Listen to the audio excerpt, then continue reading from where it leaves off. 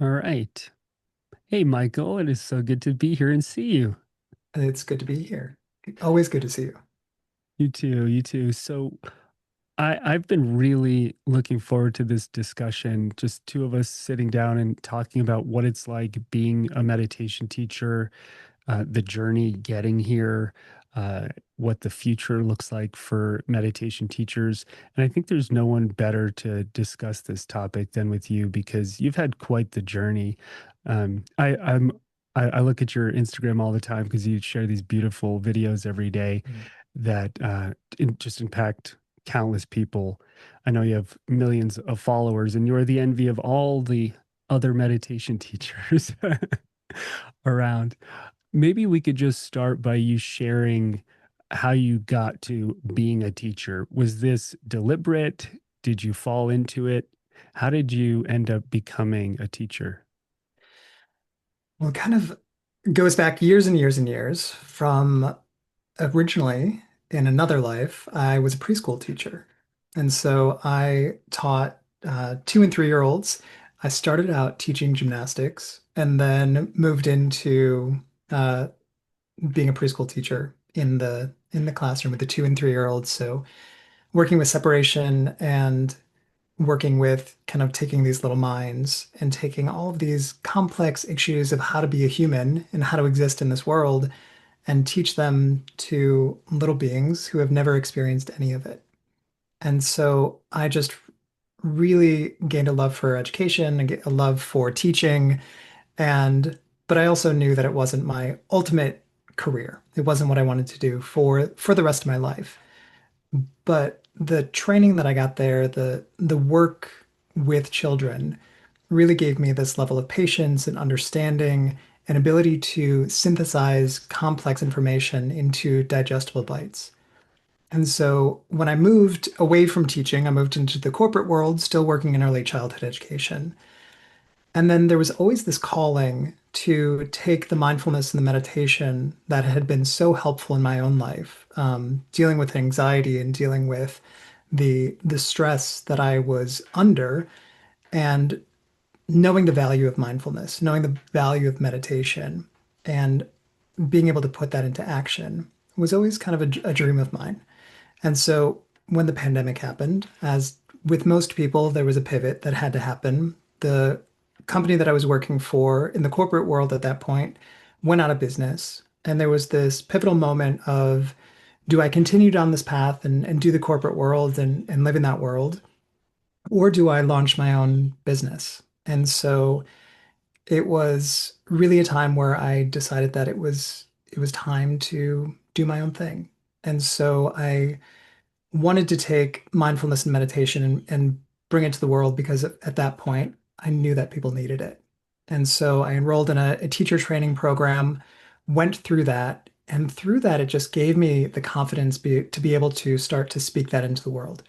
And so social media became a perfect outlet for this, where I started doing these micro meditations, which were under a minute, sometimes 1 to 3 minutes, either guided breath work, visualizations, little mindfulness exercises, and putting them out in just very simple, digestible ways, just as I used to with my preschool students. And for whatever reason, it took off and people started to follow, and that kind of helped to build my career, which led to classes, to one-on-one coaching, to just really being able to live a professional life as a teacher in the world. First of all, I did not know you were a preschool teacher before this. That does make sense because you soothe my inner child every time you speak, and I'm sure you hear that all the time. Yeah. Wow, what a journey. One of the reasons we're having this conversation is because we're going to be teaching a teacher training together in Yep. 2026. What was it like making that transition into being a teacher? Were you nervous? Did you have any like trepidation of I'm not ready, I'm not good enough? Do I know what I'm doing? And do you feel like the training that you did got you ready? It did. And what was really interesting is there was a lot of fear. And I remember teaching my first class, and one person showed up, And then my second class, no one showed up. And it was probably about 6 months of teaching. And I was teaching in a studio in New York. And I just couldn't get anyone to show up. I couldn't get anyone to come. And so, but what was really great was that because the stakes were so low, because there was no one coming, I took it as an opportunity to just hone my craft, to be able to practice, and to be able to understand that that one person who was there was getting the best meditation class that I could give at that point in time. And it was really special because I got to really understand from them like what worked, what landed, what didn't land, what was what was something that I could do next time a little bit better. And and so those months and months and months of teaching to no one ended up, you know, a year later when I was, I looked and I did a live and there was like 10,000 people in there. And then there was like 20,000 and 50,000 and then there's a million people watching these things. And it wasn't that I was a better teacher. That wasn't why I was getting millions of people. It was because I was taking the training that I had and I honed it and it didn't matter if I was teaching to one person or to a million people. The message was still the same, the delivery was still the same, and I had that training to rely on where I could understand what it felt like to guide someone through this. And it's a real gift. I think teaching is such a gift. And so I'm excited for us to be able to really put this into a container for people so that they can continue to bring this to more and more people. Yeah, I agree. So, I mean, that shift for you happened quickly from zero to one to millions. That is Yeah. incredible, incredible arc. Um, my first class that I taught on my own after I used to teach at a center in Hawaii, but when I moved back to the East Coast and I started teaching on my own, my first class, zero people showed up.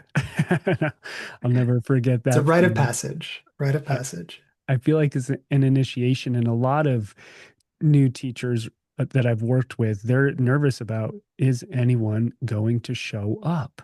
And I Yeah. do think, like what you just shared, teaching to one person, two people, five people, that is a great training ground. And I always tell new teachers, get your friends together, whoever it is that's willing to sit with you and practice, practice, practice. Yeah. And in our teacher training, we have a practicum where the uh, teachers in training can come and teach to each other. So it's not as scary, a place where there's no judgment, and you Yeah. can just learn and fumble as you go along.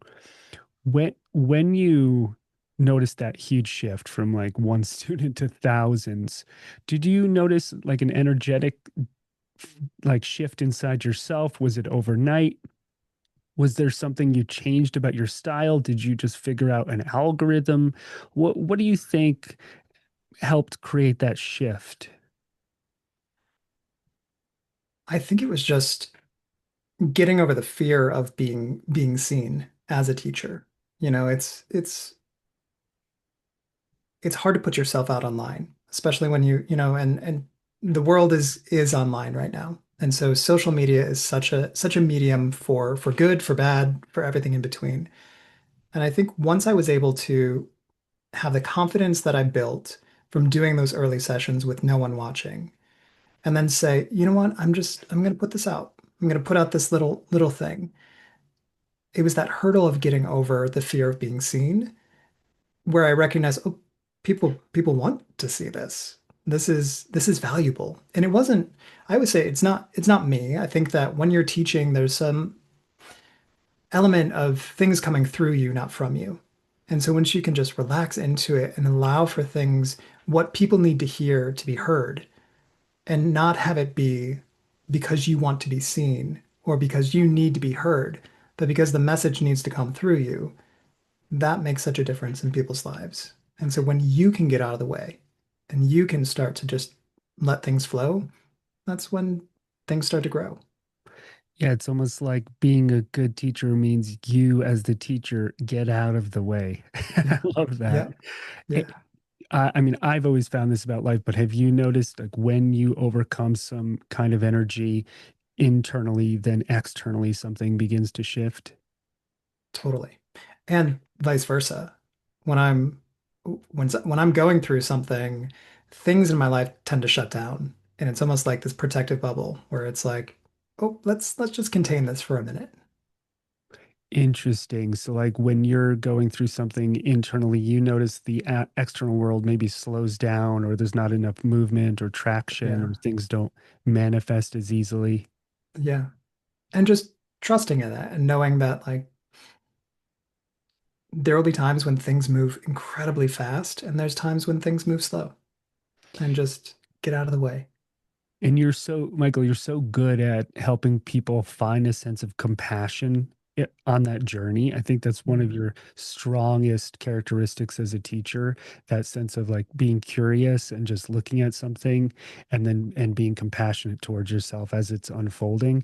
And I've found, and I'm sure you have too, that students they're so freaking hard on themselves every time they have an emotion that's negative or seemingly negative, and they're struggling, they pile on to, self judgment. Yeah. And I've noticed you do such a good job of that. How do you help people find that compassion?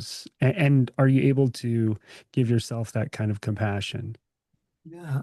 I mean, I think I'm able to do that because I've been through there and know what it feels like to have that internal voice, that negative, I call it your gremlin. It's that voice that's like, you're not good enough, you're smart enough, you're not, talented enough, whatever. So I know very well what that feels like. And I think the greatest gift that we get to give as teachers is the gift of being able to sit with someone to mirror what they're actually putting out into the world because they have such a false view of who they are. And so when you can look at someone and say, this is actually what the world sees when they look at you. This is the beauty, the brilliance, you know, what you're not seeing. And I'm just going to reflect that back to you. And then there's this art of co-regulation that teachers get to do, where it's people come in and their nervous system is activated, and you get to be in a calm space and work through some of the most challenging things in people's lives. And just having them be near you while they're doing that, and while you're in a calm, regulated space, that's where magic comes from. And that's what I'm excited about, you know, training a whole field of teachers to be able to do that and go out into the world. And that's where a lot of good can happen. I was listening to your podcast, Letting It Settle, Mhm. and the other day with someone, and within 5 minutes they started crying listening to one of your stories, and I was like, "Damn, Michael, you are effective." And so, for people who don't know, you do a fair amount of one-on-one work where Yep. you're, like you were just saying, helping people move through some of these energies. What have you learned over the years working with so many people?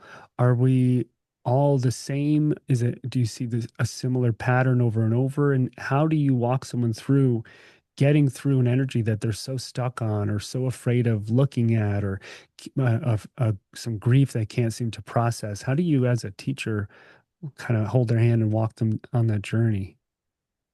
I think everyone thinks that they are unique in their own suffering and that no one else experiences life the way that they do. And I think there's a uniqueness to how we operate in the world, but I do think that there's so much common ground there. There's so much, and just being able to acknowledge what's going on for people, when you can start to cultivate awareness in someone, where they can start to be aware of how they operate in the world, when they're aware of what are the patterns that they have in their lives, when they're aware of, yeah, it makes sense that because of everything I've experienced in my life, this is how I see the world. These are the lenses that I filter the world with. And once you give them that awareness and you start to validate it and say, yeah, it makes sense, then you can start to give them choice in that moment where they have the choice to say, okay, I understand that's how I operate in the world. Do I want to continue to operate like that? Or do I want to make these subtle shifts? Do I want to start to do the work? And so that's what, as teachers, what we get to do is to acknowledge what they're going through, to validate that emotional experience, and to present them with choices.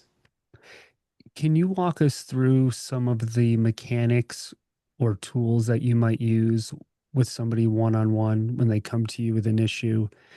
Maybe you can walk us through what that might look like, talking to them, guiding them, helping them look at or shift in energy. How every teacher is a bit different, but how do you go about doing it? Yeah, so I work with a lot of emotional regulation tools and techniques. So one of the things that I have in my book is every chapter ends with a different calm kit tool that I call it. And these are just emotional regulation tools, somatic practices, and meditations that you can utilize to just begin to calm the nervous system. And so that's the first thing that I do in any session is just make sure that that nervous system is regulated so that we're not approaching things from a place of fear or overwhelm. We're approaching it from a calm, clear-headed space.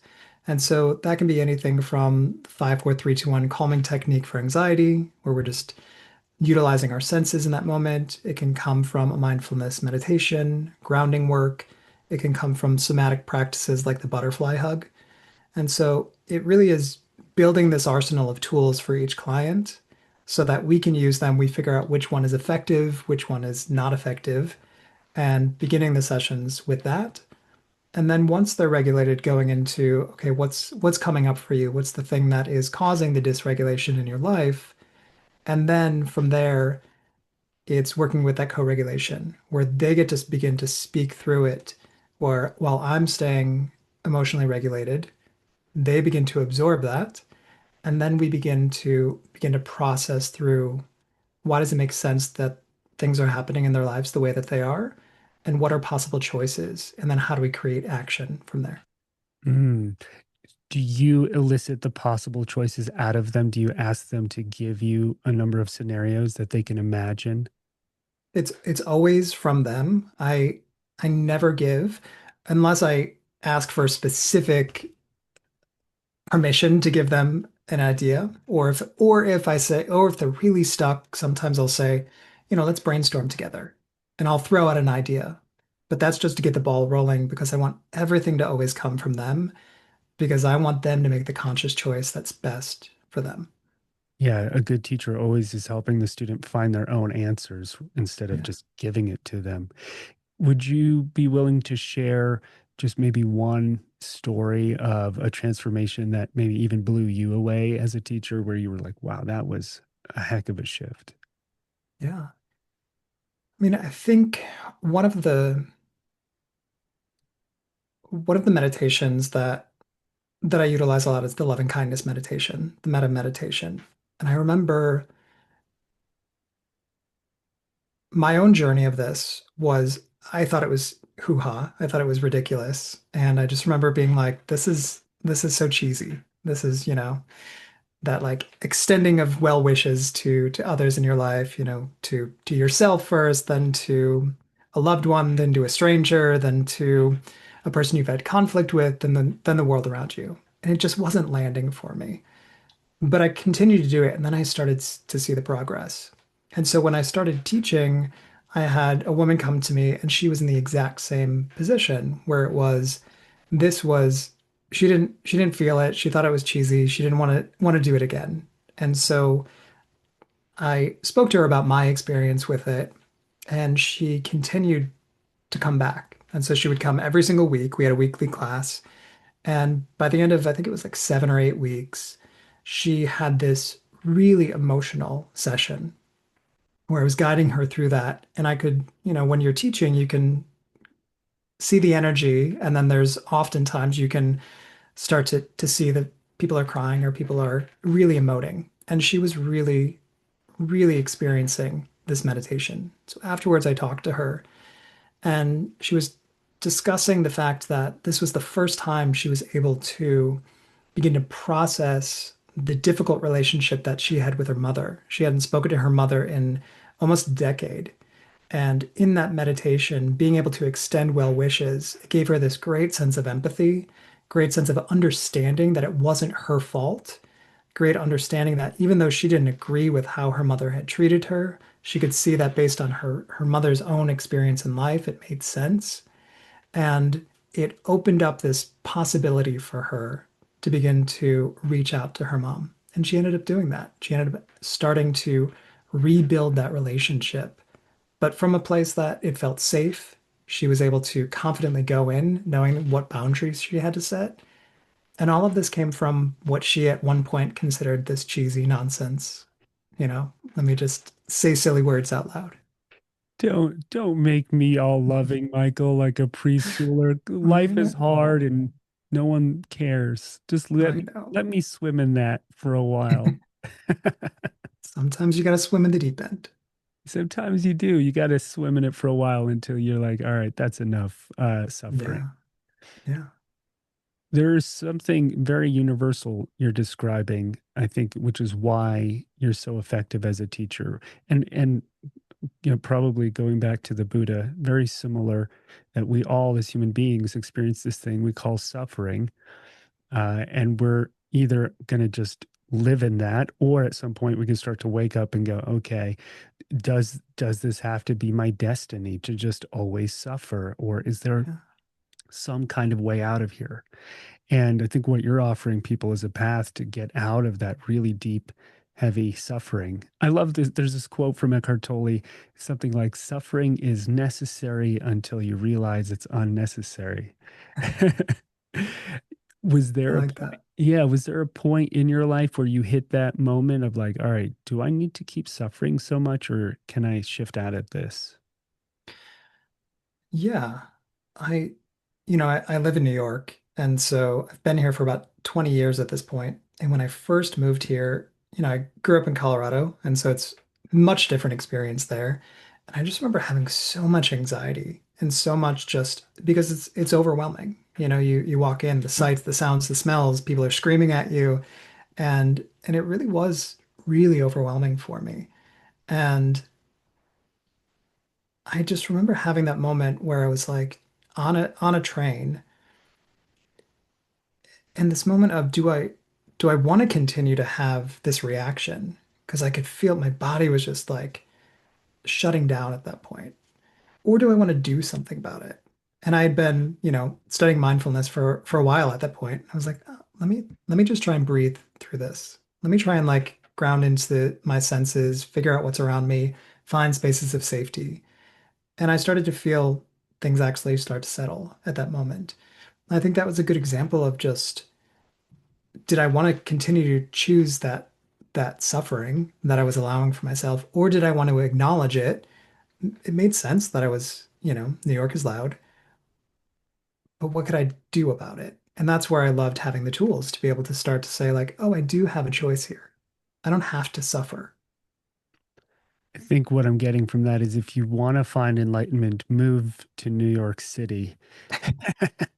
It's funny because I grew up in New York City and then around in the suburbs in Yeah. New Jersey, and now I live in Colorado. So we've traded places. Yeah. I think You're in that's a better place. they all have their essence. That's cool. Yeah. So maybe we can transition a little bit. That first of all, that was really cool to just have you walk us through some of what you do with your students one Yeah. on one.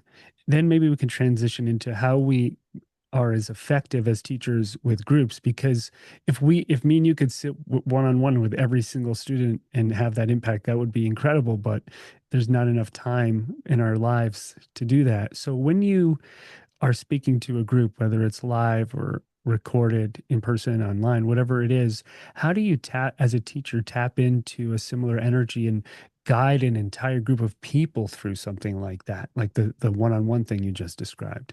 Yeah. There's there's that universality of things where I I speak to you as an individual, even when I'm addressing an entire group of people, where it's about channeling that energy, knowing that we have these shared experiences. And if you can tap into that shared experience and get people to feel like, oh, he's talking to me, it's going to land, it's going to correlate, but it's generic enough where it you can put yourself into the situation. So I always speak in pretty general terms and don't make it overly specific. Whereas if I'm working one-on-one, we're going to go really specific. If I know a backstory, if we've talked about something, we're going to go into that. If we're working in group work, it's more about the feelings of sadness, the feeling of overwhelm. What is causing you to feel, you know, pain today? And going in through that way. So it's more general, but it's specific in getting people to address it to their life situation. Mm. Yeah, I've gotten countless messages from students saying, in this meditation, it felt like you were talking just to me. Yeah, And yeah, I don't know about you, but often I'm talking to me when I'm guiding a meditation. I'll be working through the energy alongside the group and the students, and that's how I keep pace. It's like, how long is this taking me to shift or release or to notice? yeah, And so I'll be in it alongside the group, and that's how I like to I like feel and see and sense the energy of the group. And you can tell as a teacher, obviously if it's live, yeah, more easily that like, oh, there's a dip right now. Everyone's a bit stuck or really in the deep end here, feeling, and now we're going to start to come out of it. And I think, and you tell me, but I think it's something that you learn. You were a musician too. I know you are a musician and a singer, and mhm. so you know a lot about rhythm and feeling the harmony and the energy. Is it like that for you when you're teaching? Like you're like, okay, there's a dip of the energy in the room now, and now we're coming out of it. There's some healing energy going. Is that how you experience it? Yeah. And it's figuring out like, when if we're in musical terms, like when do we need that fermata, which is it's to hold. And it's that, and I think that's the most important thing you can do is know when to hold and know when to release. And so it's if I'm guiding through something and I can tell that it's really landing and people are really processing through something, I'm going to hold that. And I'm just going to hold that probably for longer than maybe I would want it to. And then we're going to release. And if I know something is not landing, we're going to pick up the pace here and we're going to move forward this and we're going to start to move the energy in a different direction. But it's really just, yeah, it's exactly what it is. It's just reading the music of the meditation. Mm, I love that. That's a great way to put it. And I know you've done live events in person where you've had entire orchestras behind you Yeah. while you were guiding meditation. Yeah. Which is Uh, awesome. didn't you, where did you tell me you did one? Was it Carnegie Hall or Radio City? Where was it? We did it at Lincoln Center, Oh, Lincoln Center, and right. then we did one in DC at Arena Stages, and then we have one coming up in February. Where? Should be fun. It's in Fort Lauderdale. No way. Oh, Yeah, cool. Well, my so that'll be fun. grandparents live near there. I might have to swing down and say You should hi. come over. Yeah, but that's a really cool experience of we're all working together where the conductor's following me, I'm following them, where the orchestra's coming and yeah, and it's really just allowing for the music to follow the meditation. And, so the conductor is creating the swells when we need to, bringing things way down to the gentleness. And so it really is the music of meditation. That is so cool. And I'm sure most meditation teachers dream to be able to guide and teach with an entire orchestra behind you. And Totally. maybe that can help us transition into the next part here, which is getting to that place as you know, as a teacher. After teaching the teacher training for a few years now, I've noticed this energy of no matter how much information I give, Michael, I can give everyone every single step 1,000 times over. This is how you do it. This is how I did it. This is how it's done, and still they'll hit that energy of like, I don't know how to do this or how I can actually get from here to there. There's a trepidation of crossing that chasm of um, having zero students to Yeah. eventually reaching people. And maybe we could talk a little bit about the mechanics of what that journey is like. Obviously, there's the lights and the camera and the microphone and choosing of the content. But then there's also like choosing the channel. Do I want to be online on Instagram or YouTube or in person at a studio? And like you were saying, you started at a studio. And it just seems, if I put myself in the beginner's mind of someone's about to be a teacher, it seems overwhelming. There's so many teachers already Yeah. and so many options. How does somebody know where to start? think it's figuring out the container first. And so that's why I think teacher training is going to be, I'm so excited to be able to give that to people. And it's that container of how do I lead a meditation? How do I structure it? What what is my authentic voice? How do I put myself into this space? And then I'm less worried about where that goes as long as I know that, with everything that I do, it's always centered around the same thing. It's pretty much the same structure for everything. Whether I'm teaching a short 2-minute YouTube or a TikTok video or an Instagram reel, whether it's a longer form meditation for YouTube, whether it's a group meditation, or whether it's in front of an entire orchestra, the structure remains the same. It's what helps me to be able to keep my voice, and then it's just kind of filtering it into the medium. And so whatever medium speaks to you is where I think you should start. If you feel really comfortable in front of a camera, then Instagram or TikTok or YouTube is the way to go. If you feel really comfortable in a studio by yourself and it's just you and a microphone, a podcast would be great for you. If you feel like being with people and really having that connection, then a studio is going to be great for you. But you're going to do the same thing no matter what it is, as long as you have that container to live in. Yeah, I agree. I think we get a little too obsessed with which channel it's going to go on and what the algorithm might be instead of Yeah. being just in the energy. And it's like that river will find its way. Yep.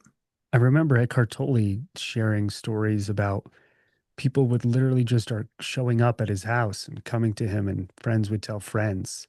And he would just help and guide people. And then eventually it just grew without Yeah. him even putting effort or energy into it. Then again, back then there was less teachers. So, for example, Yeah. you just started teaching on Insight Timer. Actually, at the time of this recording, the morning ritual, Hmm. the daily morning challenge, whatever it's exactly called, started today, and and we're both in it, which is so cool. It's a 10-day Yeah. challenge on Insight Timer. We've got like over 125,000 students signed up already. So high Yeah. five to you. Yeah. I'm so excited that you're on there now. Um, but when people look at something like that, they go, "Oh my God, there's already 20,000 teachers." That's, one Yeah. end of the spectrum is like there's so many teachers. And then, oh, Eckhart was so enlightened and he didn't have to do anything, and it all just came to him, right? Yeah. Or Michael's got such an amazing energy and presence and voice. Uh, there's a trepidation, as I mentioned before, that I've just seen it come up in almost every single teacher I've taught. Um, Yeah. when we get to the place of, okay, I'm taking Michael's advice, I'm going to just do my work. I've chosen a channel to share my content on online or in person. Here I am. Now I need to actually refine it over time and master the communication, right? So how have you found doing that? Have you noticed a shift over time of how you've mastered that form of getting your message across, helping people awaken, processing through energy? Have you had mentors along the way that have helped kind of adjust or tweak your work, or have you just made your way?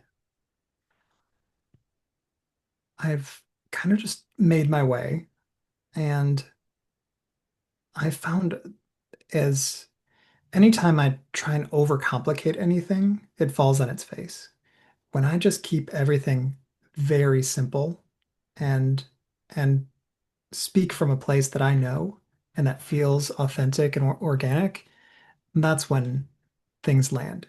And so one of the things that I learned from when I was teaching preschool was when you're creating curriculum and you're doing this, we feel like, well, I need to keep it, change things up, and I need to like make it exciting.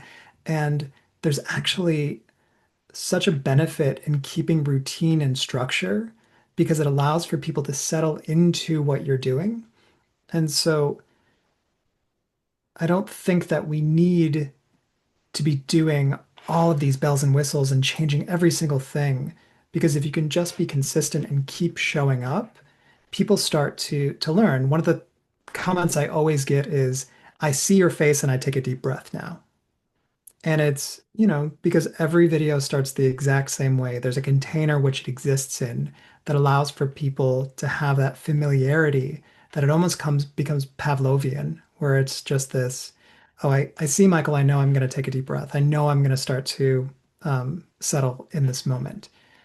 And I think that's just what we need to do is stop trying to make everything the next big thing and just figure out what works and just do it over and over and over and over again. That's a great insight. Although I do think there are people that see you and they're like, oh my God, it's Michael. I can't breathe. I hope not. Hope they're breathing. With the few minutes we have left, maybe we could chat a little bit more about teacher training Yeah. and the structure of it. And so we have 10 plus other teachers in teacher training who will be running small groups and doing mentorship. But I decided this year I really wanted to co-teach this training with someone, and we got to chatting, and it just clicked really easily. And then we put this program together, and I would love to maybe just talk about some of the structure and what we hope the students get out of it through doing it. And let me preface that by saying the training is a year long, where me and you will be teaching twice a month. And in the last part, we're going to do once a month and let almost like a slow ramp coming down, Yeah. let people go. Um, but maybe we could talk a bit about what the students will get out of doing a teacher training and who it's for and honestly who it's not for. It's not for Yeah. everybody. So what do you see as what people can really get out of a training like this, whether it's personal benefit or professional?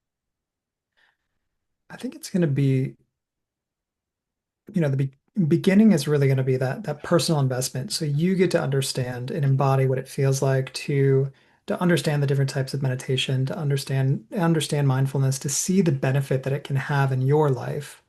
And so there's a huge personal element to that. And so anyone who's looking just for that personal growth and development, this is going to be great for you. But then it's taking that and expanding it into, how to once I have this, once I understand what it can do for someone's life, how do I turn that around and be able to gift that to the world?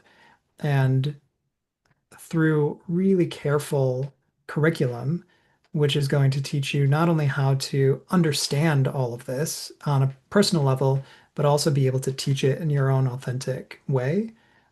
I think it's going to be beneficial for anyone who's, I would say that teachers, healthcare professionals, anyone who is a leader in an organization, anyone who's in management, this would be helpful for, and anyone who wants to be a meditation teacher.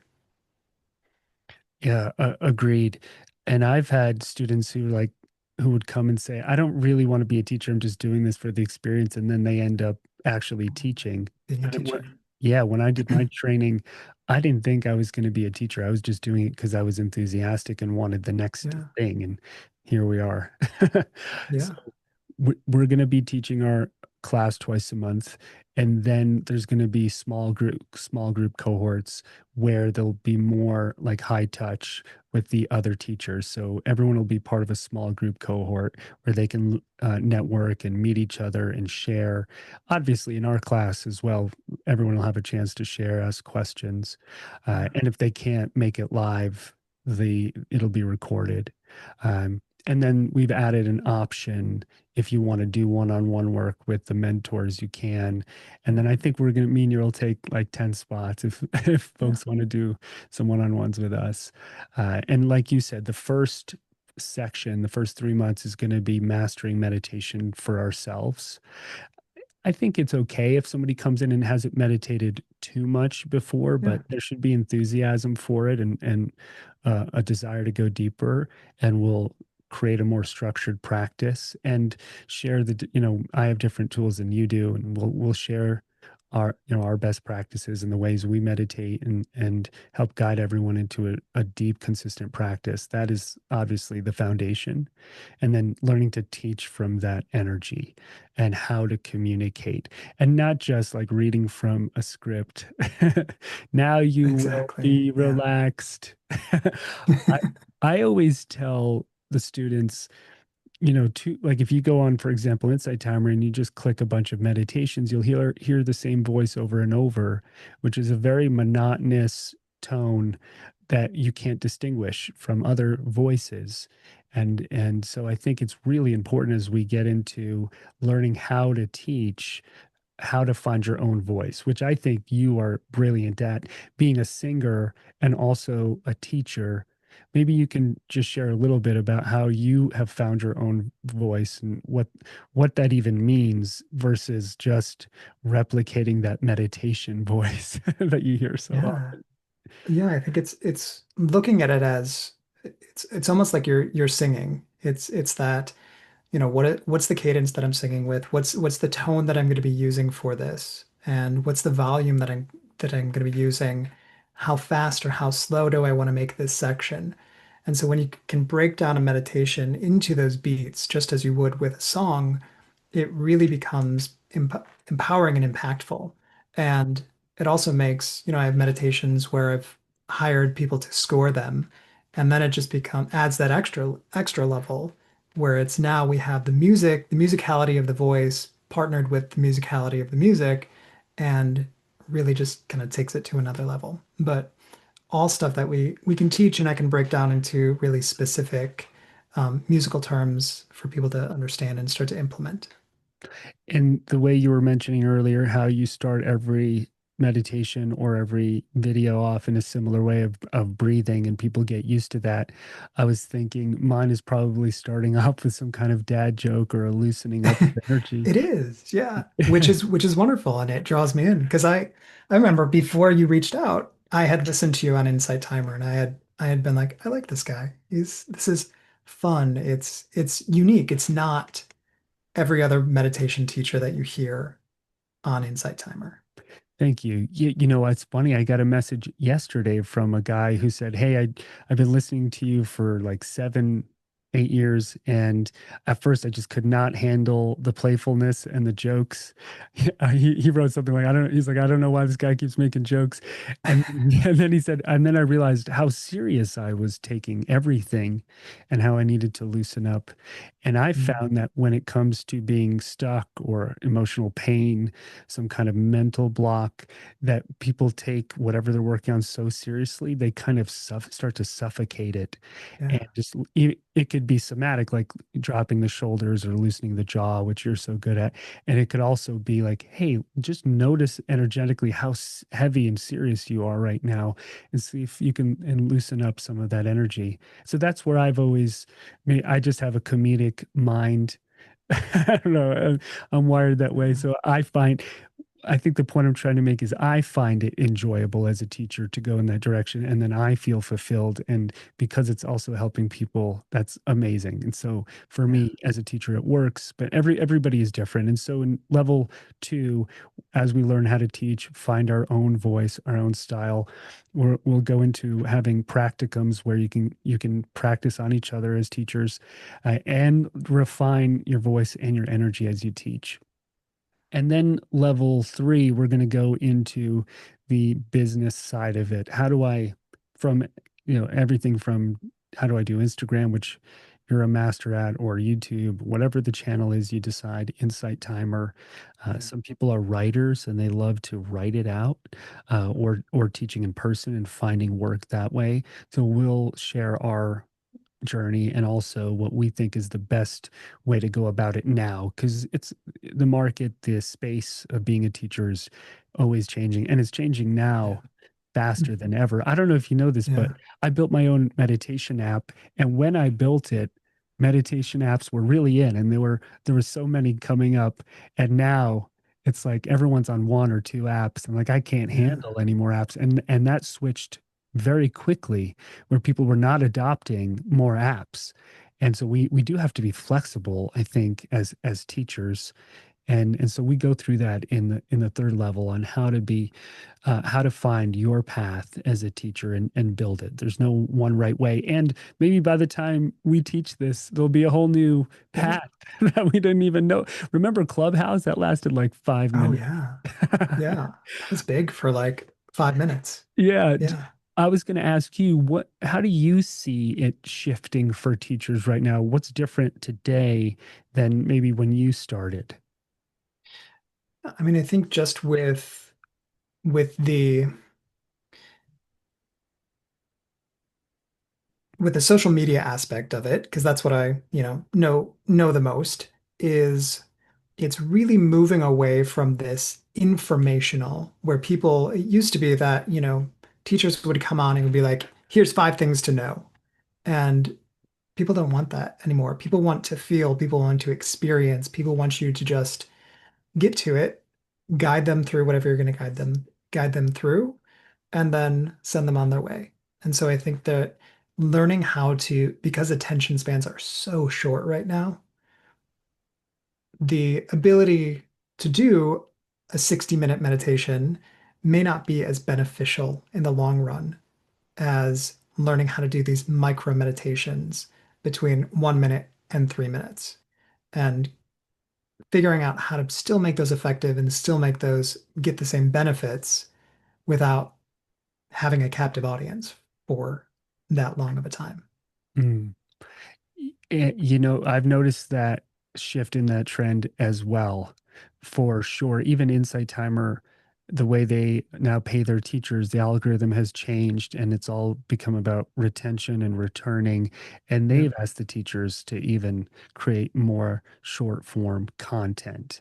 So yeah, definitely our attention spans are changing. It's an odd place to be as a meditation teacher because we want to help people focus, be still, and extend that attention span, but we also have to deal with the reality of where people are right now, reach them where they are, and then help them build that muscle and shift. yeah, And who knows in the next few years how that'll shift again. And I think there's probably literally no one better than you to help people understand, especially the social media aspect of being a meditation teacher if they're into that. And a lot of people look at social media like it's kind of icky.